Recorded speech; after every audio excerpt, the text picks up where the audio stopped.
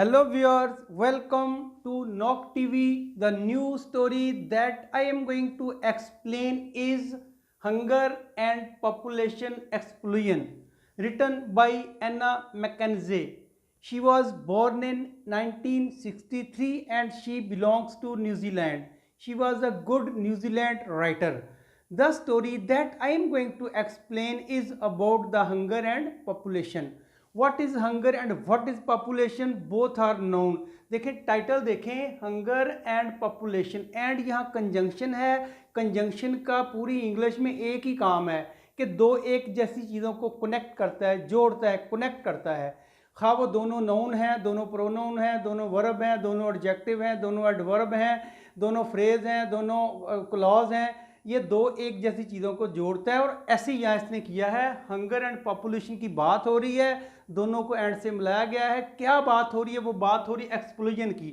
Explosion होता है फैलाओ, to increase rapidly, तेज़ी से बढ़ना किसी चीज़ का.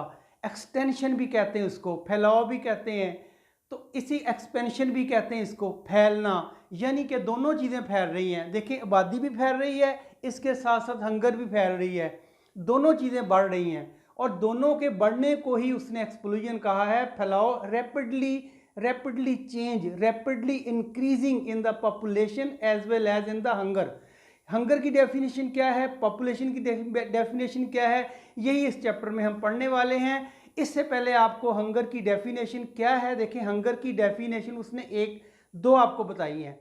एक होता है कि आपको भूख लगी है, आप ऑफिस से आए हैं, आपको भूख लगी है, खाना लेट मिला है, आप कह रहे हो आई एम हंग्री, मैं भूखा हूँ.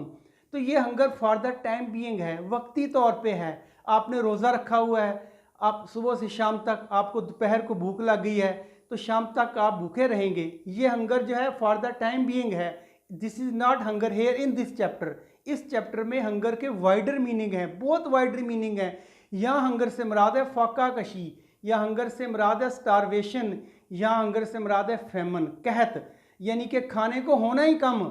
ये नहीं कि मैं ठहर के खा लूँगा, ठहर के तो आप खा लेंगे, घर में होगा तो खाएंगे ना. तो जब पूरी दुनिया में या पूरे कंट्री में, पूरे टाउन में खाने वाले ज़्यादा हों और खाना कम हो तो हम कहते हैं शॉर्टेज ऑफ फूड. तो यहाँ इसका यही मतलब है हंगर का, शॉर्टेज ऑफ फूड. उसने जो मीनिंग लिखा है ना आपकी बुक में वो सेम है जो मैंने आपको बोला है. उसके वर्डिंग ये हैं, it means never having enough to eat, खाने को ज़्यादा ना होना. तो इसी के यही इसकी हंगर का मतलब है. वाइडर मीनिंग में लिया गया है. पूरी दुनिया में ऐसे हालात गुजरे हैं, जहाँ आदम से लेके आज तक ऐसे हालात गुजरे हैं जब दुनिया को कहत से गुजरना पड़ा, दुनिया को फाकों से गुजरना पड़ा. अमेरिका जैसे एक तरक्की याफ्ता कंट्री में भी कहत आए, इंग्लैंड में भी कहत आए, रशिया में भी कहत आए, चीन में भी कहत आए, इंडिया में भी कहत आए, पाकिस्तान में भी कहत आए. ये कहत चलते रहे हैं. देखें स्टूडेंट, मैं ये कोशिश करूँगा जो इस बुक में आपको बताया गया वही आपको बताऊँ, चूँकि आपका इसमें से क्वेश्चन आंसर आने हैं, इसमें से आपका MCQs बनने हैं, क्वेश्चन आंसर बनने हैं और शॉर्ट क्वेश्चन बनने हैं. जो भी बनेगा अगर मैं अपने पास से बातें जोड़ूंगा तो वो आपके काम की नहीं होंगी, आपके क्वेश्चन आंसर के आप जवाब नहीं दे सकते. तो मैं कोशिश करता हूँ कि maximum content that is in your book वो आप तक प्रोवाइड कर सकूँ, क्योंकि उससे हट के बात नहीं करूँगा मैं. इसलिए मेरी कोशिश होती है, वीडियो थोड़ी लंबी होने का यही मतलब होता है कि मैं आपको स्टोरी नहीं सुना रहा, इसके अंदर से कोशिश कर रहा हूँ कि इसका each every corner I will try my level best to touch its every corner. इसका हर कोना में टच करने की कोशिश करता हूँ. जो चीज़ आपकी बुक में लिखी हुई है ना वो मैं आपको टच करने की कोशिश करूँगा. मैंने आपको बताया हंगर की डेफिनेशन क्या है, और इसकी एक और डेफिनेशन है. डेफिनेशन नहीं है बल्कि वो आर्थर हॉप क्राफ्ट है, एक दी गार्डियन अखबार था, बल्कि ये मीडिया पे भी था, ऑनलाइन भी अखबार था, जिसमें म्यूज़िक की खबरें थी, जिसमें दुनिया की खबरें थी, जिसमें स्पोर्ट्स की खबरें होती थी. उसका राइटर था वो कीनिया गया था. कीनिया जाके उसने जायज़ा लिया था कि लोगों की भूख का क्या हाल है, चूँकि वहाँ तो बहुत भूख है. तो उसने कीनिया की एक रिपोर्ट शाया की थी अपनी बुक में, अपने दी गार्डियन में, अखबार में. और रिपोर्ट मैंने सेम लिखी जो उसने आके बयान दिया था ना, मैं लिखा जहाँ से स्टार्ट होता है. वो कह रहा था, they are the children whose eyes stare as if blind. कहते हैं वो ऐसे बच्चे थे जिनकी आंखें जब वो देखते थे ना मेरी तरफ तो मुझे लगता था वो ब्लाइंड हैं, वो अंधे हैं. उनकी आंखें इस तरह की हो गई थी भूख के साथ निढाल हो गए थे वो, कि कहता है वो एज ब्लाइंड, इफ़ ब्लाइंड, जैसे वो अंधे हों, ब्लाइंड हों। फिर और भी कुछ कहा उसने, whose legs and arms like sticks of liquors, कहता है उनकी जो हाथ हैं यानी कि बाजू हैं और टांगे हैं ना, वो स्टिक की तरह थे। स्टिक भी नहीं कहा उसने, लिकोराइस कहा है। लिकोराइस ऐसी स्टिक होती है जो बहुत ही पतली और नाजुक सी होती है। तो उनके हाथ और पाँव बेचारों के बाजू ऐसे थे जैसे एक बरीक किस्म की स्टिक होती है। फिर उसने और कहा है, who neither cry nor laugh, ना वो बेचारे रो सकते थे ना वो हंस सकते थे। और and who weigh 10 pound at the age of 2 year, 2 साल की उम्र में उसका वजन कितना था? 10 पाउंड। 10 पाउंड मीन तकरीबन 5 kg। अंदाज़ा करें 5 kg वेट 2 साल की उम्र में बच्चे का होता है। तो अब ये उनकी हालत थोड़ी सी बताई उसने, दिस इज़ कॉल्ड हंगर, यही भूख है। अब उसने कहा था, उसने कुछ ना 3 बातें आपके चैप्टर में बताई गई। एक तो हंगर की डेफिनेशन है, मैंने आपको बता दिया कि वो क्या है। दूसरा कि दुनिया में कहत कब कब आए, कहाँ कहाँ आए। वो बहुत आए हैं, हिस्ट्री भरी पड़ी है, मेरे पास भी बहुत है, लेकिन मैं आपको वो बताऊंगा जो आपकी बुक में लिखा हुआ है। उससे हट के मैं आपको बात नहीं बताऊंगा, क्योंकि आपका ऑब्जेक्टिव गलत होने का चांस है। तो आपकी बुक में जो लिखे हुए हैं बड़े बड़े कहत, जिनको फेमन कहते हैं, स्टारवेशन कहते हैं, फाका कहते हैं, वो दुनिया में कहत आए हैं। तो पहला उसने कहा तो पहला हमें एक पत्थर के ऊपर लिखी एक तहरीर मिली है, ग्रेनाइट पत्थर के ऊपर तहरीर मिली, एक फ़िरौन की, एक फ़िरौन की, मिस्र के फ़िरौन की। मिस्र के फ़िरौन ने लिखा है, ये लिखा है मिस्र के फ़िरौन ने, इजिप्शियन फोरा, इजिप्ट के फ़िरौन ने लिखा है। उसने कहा था नील ड्राई फॉर 7 ईयर्स। उसने कहा था एक दफ़ा ऐसे हुआ था कि नील जो था 7 साल के लिए ड्राई हो गया था, पानी नहीं था उसमें, और दुनिया में कहत फैल गया और लोग लागर और कमज़ोर हो गए, दाने दाने को तरस रहे थे। कह रहा है जो लोग इतने हेल्दी थे कि भाग सकते थे, वो चलने के काबिल भी नहीं रहे थे। और लोगों को जो जो उनके फूड बिन थे, फूड बिन कहते हैं स्टोर, गले के स्टोर, वो खाली हो गए थे और टूट गए थे और खाने को कुछ नहीं था। ये उसके वर्ड हैं जो कि फ़िरौन ने बोले हैं। फिर इसी तरह एक दूसरा कहत, वो भी फ़िरौन के ज़माने में आया, वो भी मिस्र में ही आया था। आपको वाक़या याद होगा जब हज़रत यूसुफ अलैहिस्सलाम को ग़ुलाम बनाकर मिस्र में फ़रोख्त किया गया, वहाँ की औरतों ने आपके ऊपर इल्ज़ाम लगाया, आपको जेल भेज दिया गया। जब आप जेल में थे, हज़रत यूसुफ अलैहिस्सलाम की बात कर रहा हूँ मैं, जब आप जेल में थे उस वक्त बादशाह ने ख्वाब देखा कि मैंने देखा है दरियाए नील से 7 गायें हट्टी कट्टी, बड़ा इसे कहते हैं कि स्टर्डी किस्म की, मोटी ताज़ी, वो बाहर निकली हैं और चरने में मसरूफ़ हो गई हैं। तो फिर मैंने देखा पीछे से 7 गायें और निकली हैं जो बड़ी लागर, कमज़ोर, मरियल किस्म की थीं, वेरी वीक थीं, फीबल थीं। उन गायों ने उनको खा लिया है। अब बादशाह ने ये ख्वाब अपने जो जो उनको सुनाया, अपने जो बादशाह के दरबार में लोग थे, जो बादशाह के जो बुतों की पूजा करते थे, जो बुत की पूजा करते थे, उनके जो चाहने वाले थे, उन आलमों को बुलाया, उनसे पूछा। उन्होंने कहा जी हम इसका जवाब नहीं दे सकते। बादशाह ने कहा अगर जवाब ना दिया मैं आपको मरवा दूंगा। इसी दौरान एक आदमी ने कहा कि हज़रत यूसुफ इसका जवाब दे सकते हैं। फिर उसको जेल में भेजा गया। यूसुफ अलैहिस्सलाम ने बताया इसका मतलब ये है कि आपके ऊपर 7 साल खुशहाली के आएंगे, खूब गंदम पैदावार होगी, उसके बाद 7 साल कहत के होंगे। बादशाह ने जब ये देखा उसने कहा ये ख्वाब बिल्कुल सही है। उसने फिर हज़रत यूसुफ अलैहिस्सलाम को जेल से निकाल के उसने कहा तो इसका मैनेजमेंट भी आप नहीं करना है। आपने फिर गले बनाए थे, बड़े बड़े गोदान बनाए थे, फूड बिन बनाए थे बड़े बड़े, उनमें आपने खुशियों समेत गंदम जो थी वो ज़ख़ीरा की थी, दाने नहीं किए थे। दाने तो 2 साल बाद ख़राब हो जाते हैं। अब उसने खुशियों समेत गंदम रखी थी।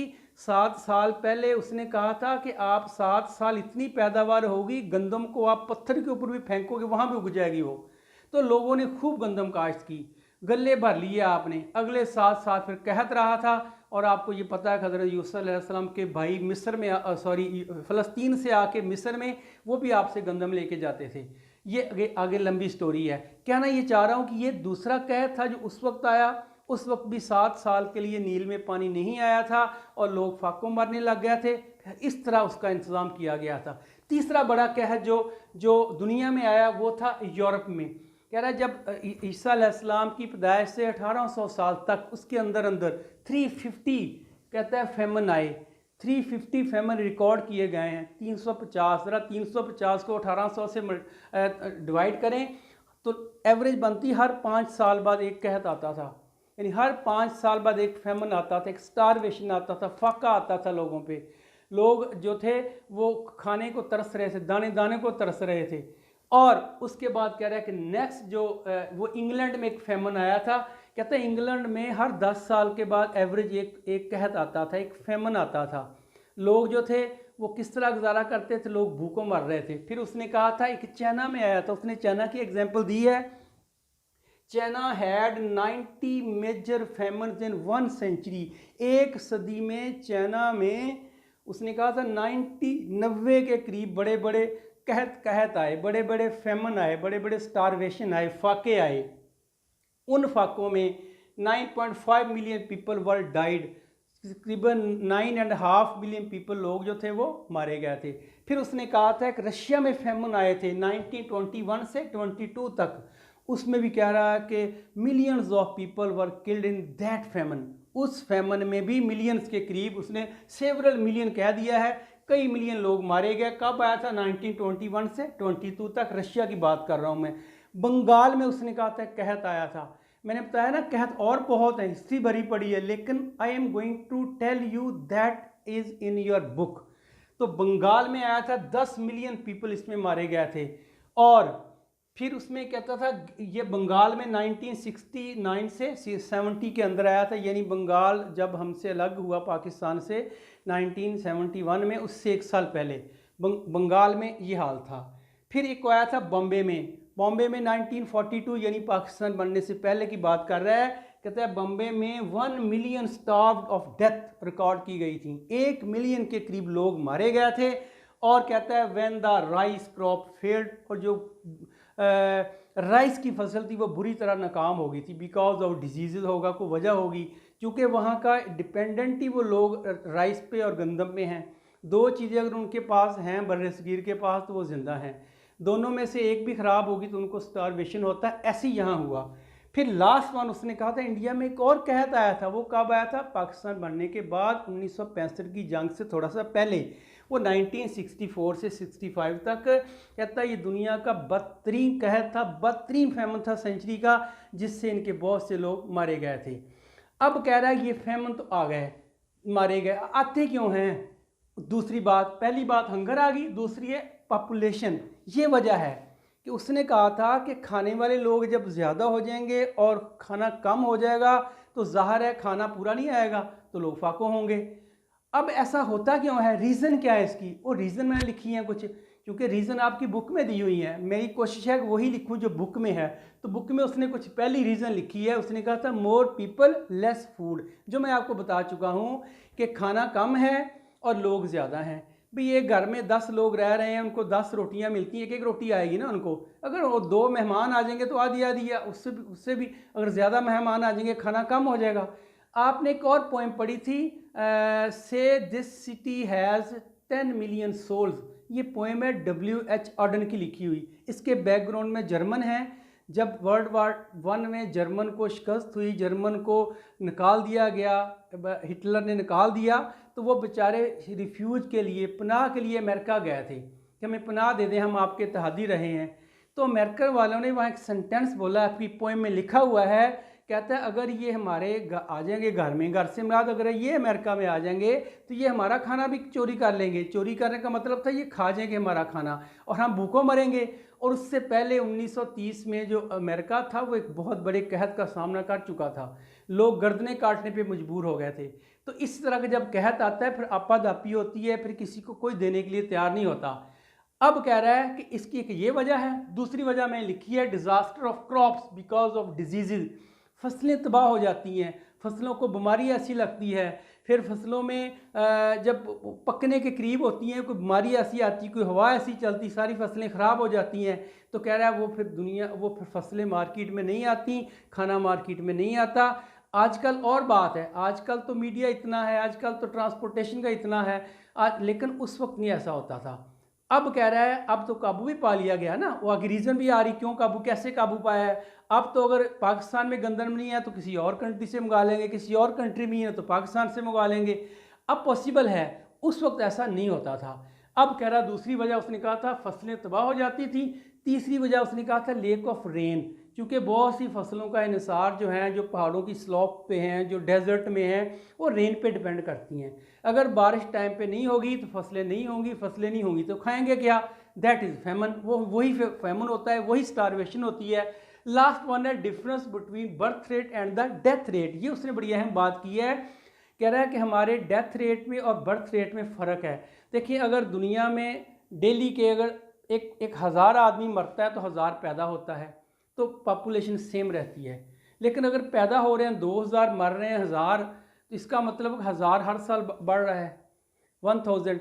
इसी तरह वो कह रहा है कि ये आबादी बढ़ रही है और पैदा होने का रेट ज़्यादा है, उसकी आगे वजह भी है, और मरने का रेट कम है। कम क्यों है वो भी आगे आ रही है वजह। चूँकि फिर उसने कहा था कि इस आबादी के बढ़ने की जो रीज़न थी वो तो मैंने आपको बता दी हैं। फिर कॉजेज़, फिर आबादी बढ़ती क्यों है? ये था कि फैमन क्यों आते हैं, स्टारवेशन क्यों होती है, कहत क्यों आते हैं? आबादी की वजह से। आबादी ज़्यादा होगी, खुराक कम होगी। आबादी क्यों बढ़ती है, उसकी रीज़न भी उसने बताई है। उसने ये बर्थ रेट मैंने आपको बता चुका हूँ। कह रहा है अब ये रीज़न है। उसने कहा था कि देखें, जब पहले बच्चे पैदा होते थे ना, उसने कहा था only fraction of boys, only fraction of babies जो थे वो सिर्फ थोड़े मामूली बच्चे जो है वो अडल्ट की एज को पहुंचते थे, जवान होते थे, वो पैदा होते ही मर जाते थे because of poor health system in hospitals. और उसने कहा था अब उन बीमारियों पे काबू पा लिया गया है। अब मोस्टली जो बर्थ है वो हॉस्पिटल में होती है, दाइयों के हाथों में नहीं होती। अब कह रहा उससे बच्चे ज़्यादा बचते हैं, बल्कि उसने कहा है कि अब 20 में से 19 बच्चे जो हैं वो अडल्ट की एज को पहुंच जाते हैं। इसका मतलब है कि बचाने वाले आ गए हैं और मरना वही चल रहा है, अपने हिसाब से मर रहे हैं जितने मरने हैं, लेकिन पैदा जो हो रहे हैं उनको बचा लिया गया है। अब आबादी बढ़ना शुरू हो गई है। फिर उसने एक बात बहुत अच्छी की, उसने कहा जब मॉडर्न मेडिसिन आई है ना, इस मेडिसिन की बदौलत इनको बचा लिया गया है। वो मेडिसिन के कुछ नाम भी लिखे हैं मैंने। एक है, उसने कहा डीडीटी है। मलेरिया जब होता है तो मलेरिया, पहले मलेरिया का पेशेंट की डेथ हो जाती थी, अब कह रहा है डीडीटी के इंजेक्शन लग जाते हैं, टेबलेट भी आ गई है, मेडिसिन भी आ गई है, अब उस मलेरिया से कोई नहीं मरता। दूसरा उसने एक और कहा, उसने कहा था पेनिसिलिन जो है वो यास का बेहतरीन इलाज आ गया है। यास क्या है कि जिस्म पे पिंपल निकल आते हैं, जिस्म फूल जाता है। अब कह रहा है उसके लिए पेनिसिलिन जो है उसका एक इंजेक्शन काफ़ी है बस। तो कह रहा है उस पर भी काबू पा लिया गया है। फिर उसने ये जो यास मैंने आपको बताया, ये कंडीशियस जिसे कहते हैं कंडीजियस डिजीज़ है ट्रॉपिकल कंट्रीज़ में, जो कंट्री उनकी ये बीमारी है बच्चों में बड़ों में भी। अब कह रहे उस पर काबू पा लिया गया है। फिर उसने एक वार्स कहा है, जंगें। देखें जंगों में कितने लोग मारे जाते थे। अब पुरानी हिस्ट्री उठा के देखें, लोग रहती जंगों में थे।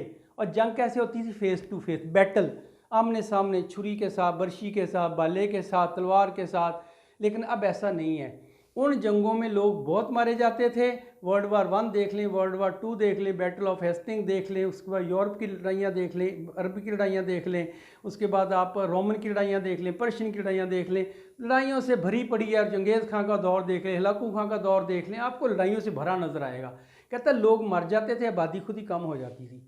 आजकल लोग थोड़े से सिविलाइज हो गए हैं। दुनिया समझ गई है कि ये लड़ाई जो है, खा वो वर्ल्ड वार 1 थी या 2 थी, ये मौत का समान है, इससे बचना चाहिए। उस पर कंट्रोल पा लिया है, इसलिए अब मरते तो नहीं हैं लेकिन पैदा हो रहे हैं, आबादी बढ़ रही है। एक ये रीज़न उसने बताई है। फिर उसने एक और बात बताई है बड़ी, उसने कहा था कि लेक ऑफ फैसिलिटीज़ हैं, क्योंकि आपको पता है जहालत और गुर्बत का जोली दामन का साथ है। जहाँ जहालत होगी वहाँ गुर्बत होगी, जहाँ गुर्बत होगी वहाँ जहालत होगी। और जहल जो है, अंडर डेवलपिंग कंट्रीज़ जो हैं वो आबादी पे कंट्रोल नहीं करते। और इस पे कई तरीके आ रहे हैं। कुछ इत्कादात हैं लोगों के, वो कह रहे हैं क्यों रोकें, अल्लाह ताला दे रहा है, हालात तो दे रहा है। तो उसने कहा था कि ये इत्कादात हैं, कुछ पुअर हेल्थ है, कुछ हॉस्पिटल की फैसिलिटीज़ नहीं है, रोड की नहीं है, स्कूल कॉलेज नहीं है जहाँ से उनको अवेयरनेस मिले, जहाँ से उनको इग्नोरेंस ख़त्म हो उनकी।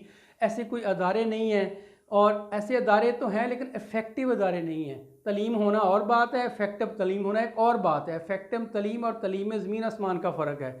तलीम तो सिर्फ़ एक अदारे को ज़िंदा रखा हुआ है कि उसकी सांस आती रहे, सांस चलती रहे, उसी के नाम, उसी पेशेंट को फिर हम कैश कराएं।